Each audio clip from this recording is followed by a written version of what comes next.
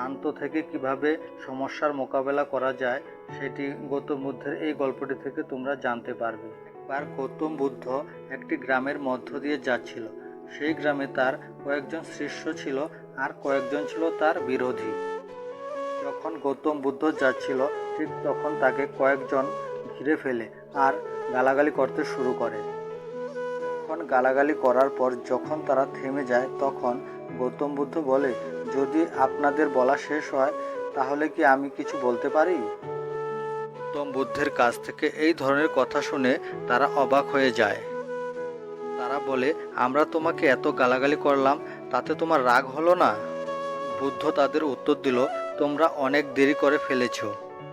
যদি তোমরা 10 বছর আগে আমাকে এইভাবে গালি দিতে তবে আমিও তোমাদের একইভাবে গালি দিতাম।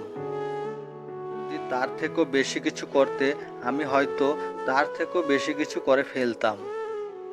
এখন তোমরা আমাকে যতই গালি দাও না, সেই গালি আমি নিতে পারবো না, কারণ শুধু তুমি দিতে চাইলেই হবে না, তা আমার মধ্যে নেওয়ার ক্ষমতা দরকার আছে। যখন আজ সকালে আমি একটি গ্রামের পাশ দিয়ে আসছিলাম তখন সেই গ্রামের মানুষজন আমার জন্য অনেক মিষ্টি ফল নিয়ে এসেছিল। গ্রহণ করতে পারিনি, কারণ আমার পেট আগে থেকে ভরা ছিল।